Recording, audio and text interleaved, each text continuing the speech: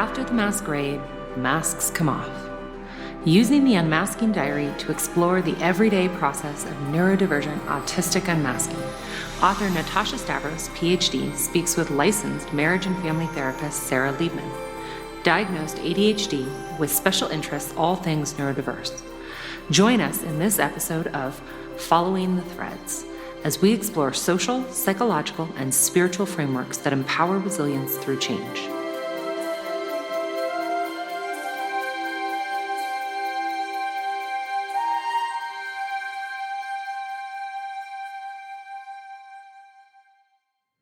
As a reminder, this podcast is for educational, informational, and entertainment purposes only and does not constitute counseling, psychotherapy, or mental health services. Listening to this podcast or communicating with the host and guests does not form a therapist-client relationship. The information here is not a substitute for professional advice, diagnosis, or treatment. Always seek the advice of your own mental health professional with any questions you may have regarding a mental health condition.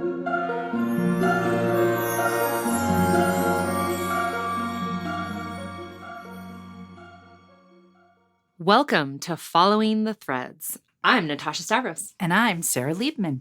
Today's episode will be about the first step in self-advocacy as the observation of victory in surrender. Before we get started on that, you may have noticed that we changed our name from Spilling the Tea to Following the Threads.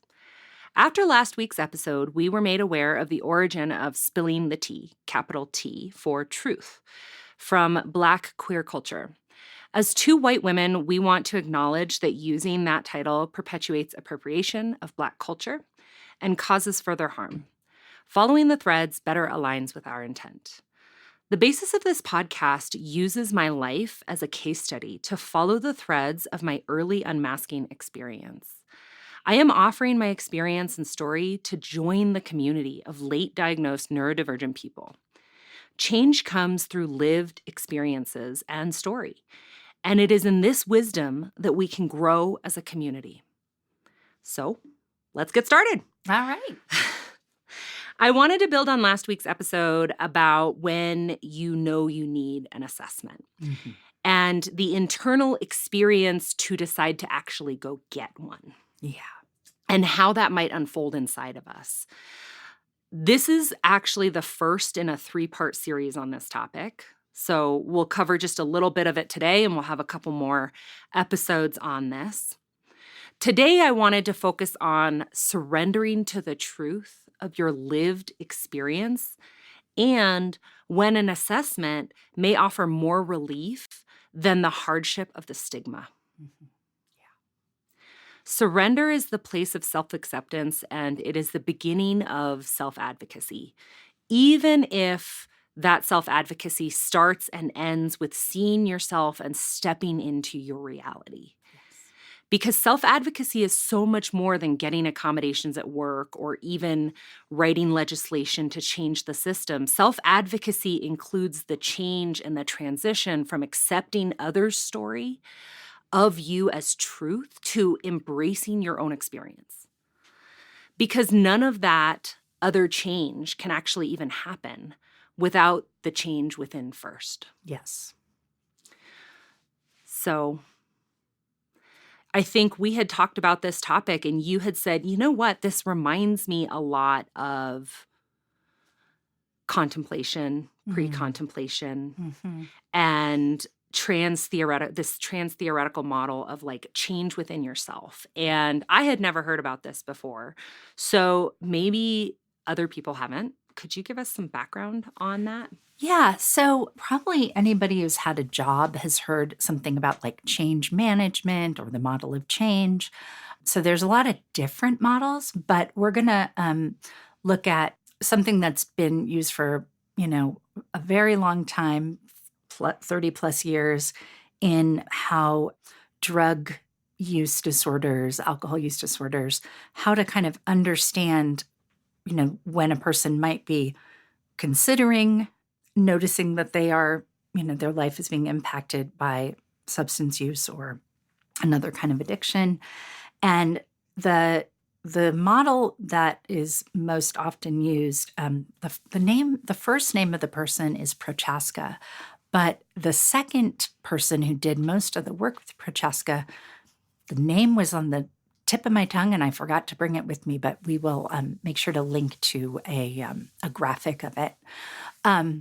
So in their model, there is a stage called pre-contemplation and contemplation. And pre-contemplation is when you're starting to get an inkling that maybe there's something you might think about or not, or something. It's a very kind of conscious and unconscious process. And that can go on forever, right? Like we all know, my poor husband and I wanted to make a tuna casserole, but he hates peas.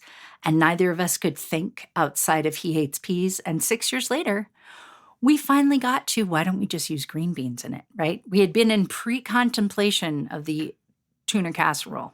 We never made it, but now we know we could use beans.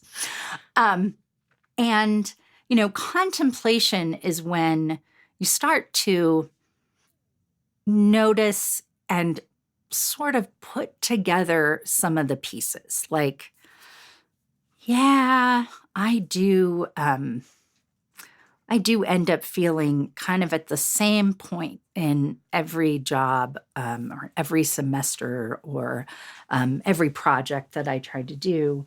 There's this breakdown thing that happens, and in my case, I don't finish it. Like I'm good for the beginning, I'm good for the end, but the middle part, as Kevin Kline said in A Fish Called Wanda, could you repeat that?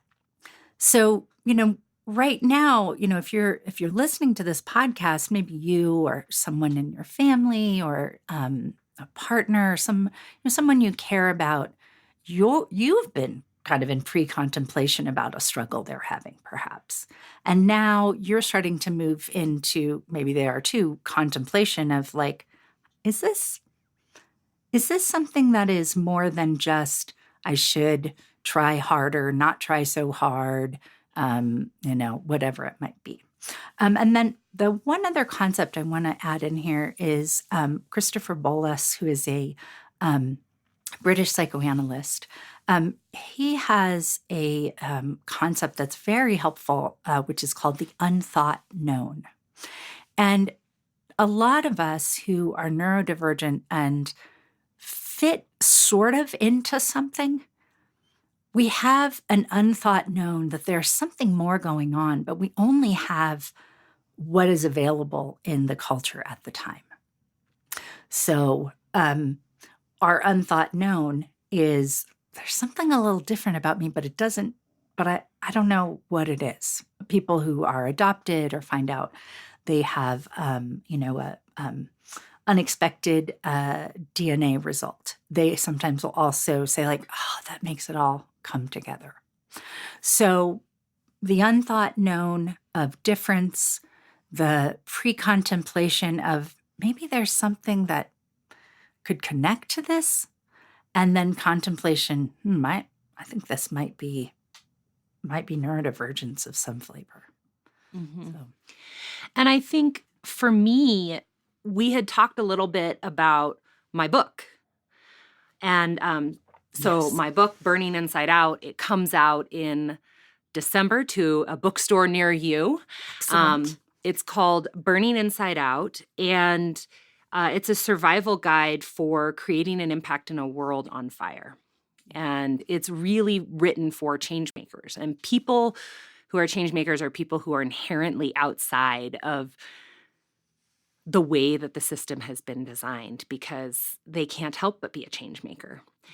It's inherent in them. And when I wrote that book, I was writing 30 chapters, 30 lessons. And the final chapter is really that self-acceptance, right? And we had talked about how that book is really sort of my pre-contemplative state of recognizing that, I was fighting. I was fighting to be seen. I was fighting to be heard. I was fighting to belong, to feel validated, to feel worthy. every single step of the way. And I was fighting and I was proving myself and I was shifting and adapting. And that's actually where I learned so much about fire science and technology, was because I put on so many different hats and I was just constantly learning and flexing my skill to learn. But I think that moment when you first told me, like, well, have you ever thought, like, that's kind of autistic. That's, have you ever thought that maybe you're autistic? And I had that moment. It was like, yes, no, I'd never thought about that, right? Like it was the unknown thought. Yeah. It was the unknown thought. And now it was a thought. Yeah.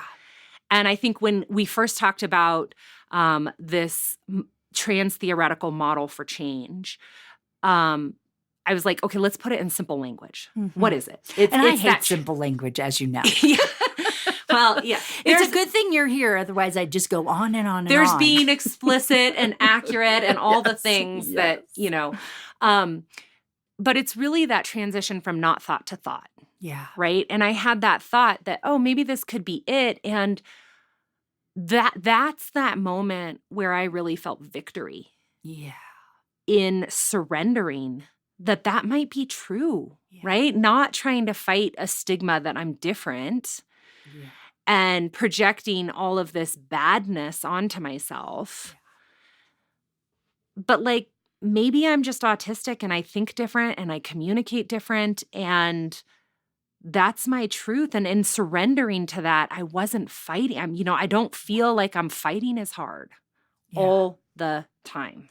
I think the other thing that we've talked about recently is that pre-contemplation is very important, because when you wrote that book, you reclaimed yourself, because the experiences that led to that book were, very painful, confusing, derailing, all of those things, right?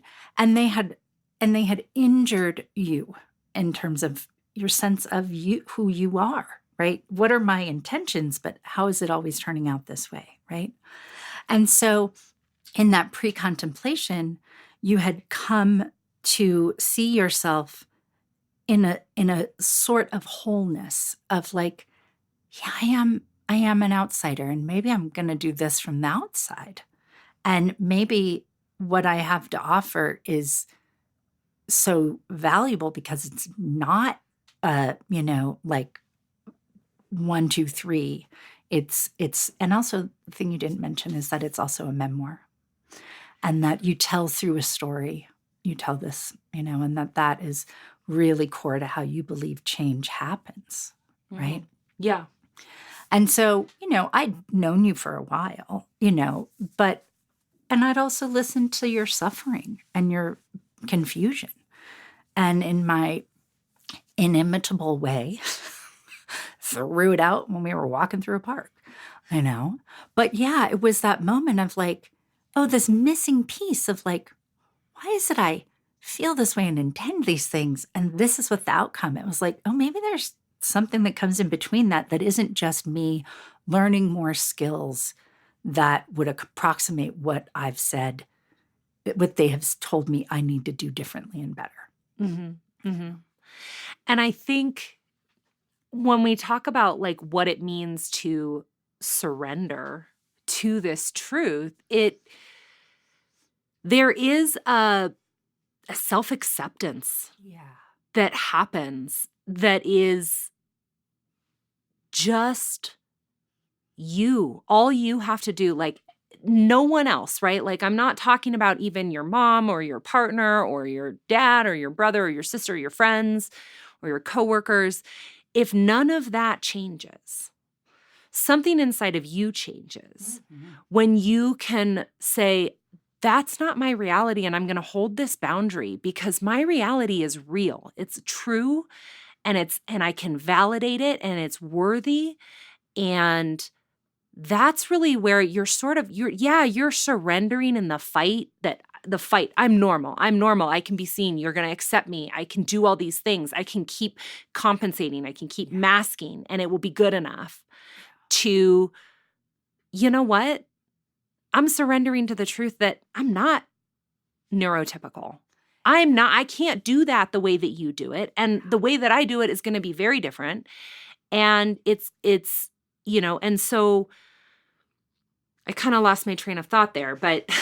Well, but I think part of the, I'm of course watching you as you say this, and that, in the state where you're just trying to say like, look, I took all your classes. Actually, I understand this system way better than you do, right? Like you're trying to like get people to see you as they said they would see you after you took this class, right? But then when you started to talk about the surrender, you turned your hands towards yourself. And the phrase, I will consult myself, came to me, right? Like, I am going to talk to myself about this situation. I am not going to just collect all this data and try to make it into something I've learned that also fits like a weird shirt. Right. Right. And what Right. I remember, and I remember commenting on it to our lovely director, Linda, was that, in the week or two after the official diagnosis came, you just became so soft. Your laugh became really spontaneous. And like, there was a way that like, it was like watching self-compassion, and not manufactured self-compassion. Like, oh, this thing, I've been carrying this, and I'm going to set it down. And that buoyancy, right? That Right. restoration. Right. Yeah.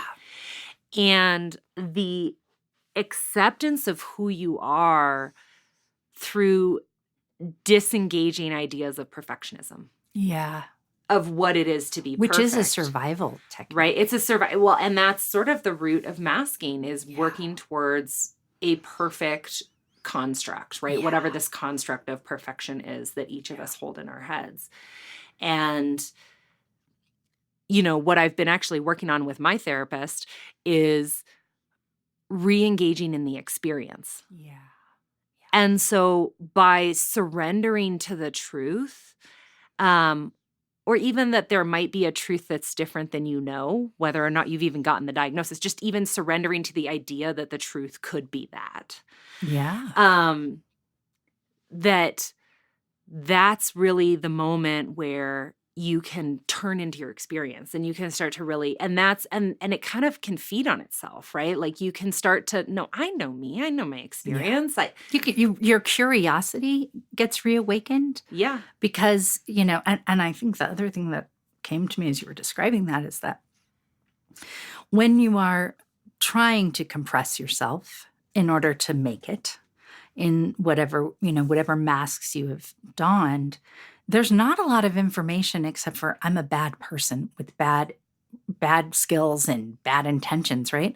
And then, when you walk out into this like meadow and you just see like there are people everywhere doing all sorts of stuff. And you can go and kind of listen over here or join a dance over there. And, it's like, if what you come up with when you get a diagnosis of any sort is less, then you've gotten something that's valuable. But oftentimes it leads back to, I'm just a person who gets depressed. I'm just an anxious person, right? And those are labels that like, it's pretty limited. Like, there's not a lot of places to go with it. And for me, that's always like, if there's some freedom that shows up, we're somewhere. Right. And that sort of leads into, I think, one of our final points that we really wanted to hit on for today, which is that there is victory in surrender. And Anaïs Nin said, and the day came when the risk to remain tight in a bud is more painful than the risk to blossom. Oh, yeah. Oh, I always get chills when I hear that. And I think that is to me, that's kind of why I see surrender to, the risk of exploding out of your bud into a beautiful flower that can take things in. Yeah, the risk of that right? That's where you get accommodations. That's where you start saying, hey, my experience says that I need to, maybe wear headphones in a loud cinema because the noise is overstimulating for me. But it's also where you rediscover joy. I remember reading an article about like the first convention of women with ADHD, and probably ADHD too. And it was like there were people digging through their purses trying to find their badge. There were people who were just sitting in a corner and just, with their eyes closed. And people felt so comfortable that like the thing that they do is they're not the only one. Right? I mean, that's part of, you get the sun, you get the bees, you pollinate, there's chance for more growth, right? Because you can also, a bud can just die, right? It cannot burst open. There can be no sun, no bees, no, I don't know, cross-pollination. Yeah, and this reminds me of a moral principle of yoga, which is something that I follow very closely in my life, which is asteya, non-stealing. And it's the idea that when you have enough within, you don't need to take from other people. Yeah. Right? And when you have enough acceptance and love, or when you have enough love to accept yourself as you are, without being perfect, without getting to that state of being perfect, whatever that construct is, you don't need to take from other people. And so that's where that spreads, right? Like that's where when you can fix it within, you can fix it with the people around you and the community around you. And that's also where you can lead, you can be the change, you can live by first accepting and loving yourself is teaching and demonstrating love and acceptance to everyone around you, which is where, the reasonable accommodations come from.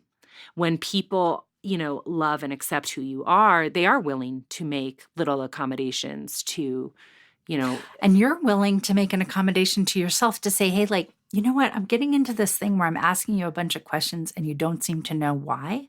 So that's part of how my brain works. So let's take a moment and reset this. And because I really want to know what you want and you really want me to know, right? But if you don't have the, if you can't open a door into that room, you're just standing out there going, what the hell is this door for? Right. Yeah. Yeah. And this is all happening before diagnosis. Yeah.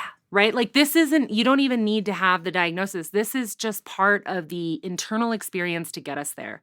So today's theme on self-advocacy was really recognizing the first step as the victory and surrender towards self-acceptance. We talked about the moment of change when I stopped fighting that I was wrong and instead started asking, what is wrong? Yeah. Something explains these patterns and the truth that I'm fundamentally wrong. It just can't be right. That's when I was able to actually ask, what could explain my reality?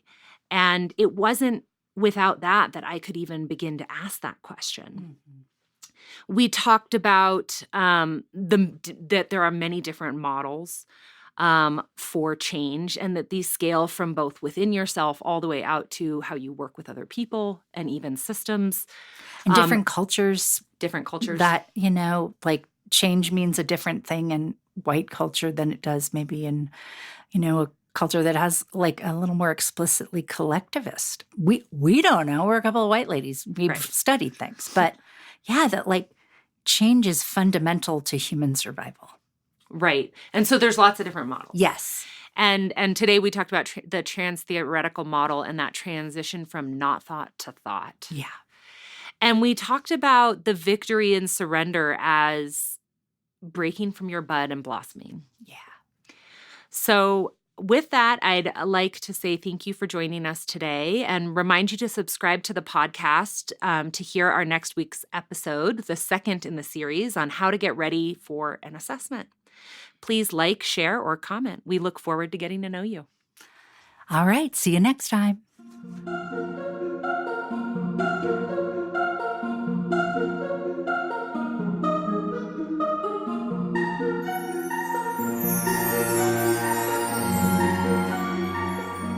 This episode of Following the Threads is inspired by The Unmasking Diary, snippets from the book After the Masquerade, a memoir by Natasha Stavros.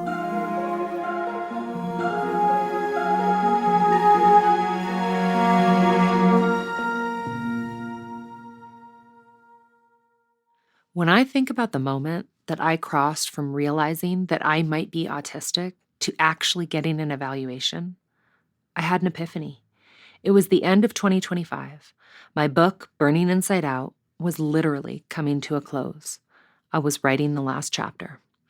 Burning Inside Out is a survivor's guide for changemakers to create an impact in a world on fire.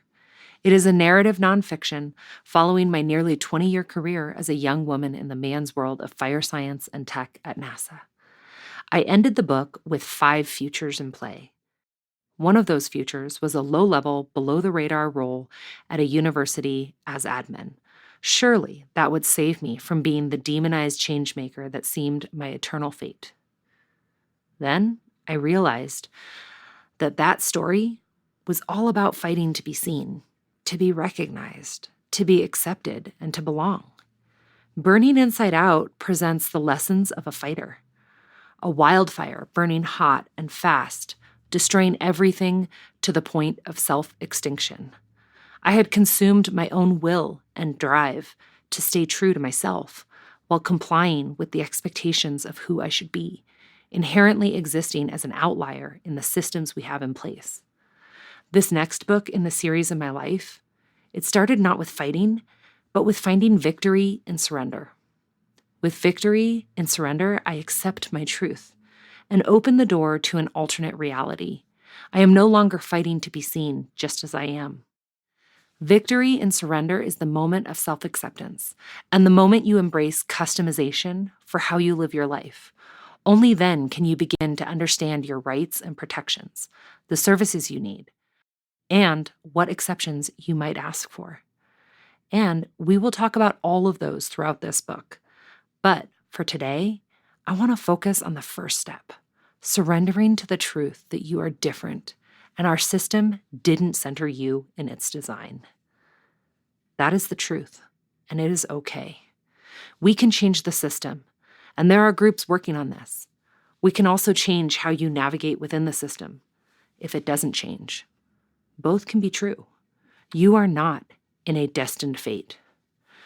Self-advocacy starts with identifying with your reality, surrendering to it. And in this act, there is victory, a calm, a contagious peace that demonstrates the change you need from others and from the system, an acceptance of your needs, not because you are bad, wrong, or evil, but because you are different. This text is a snippet from my next book, After the Masquerade. For early access to the book and other resources, upgrade to a paid subscription via Substack at natashastavros.substack.com.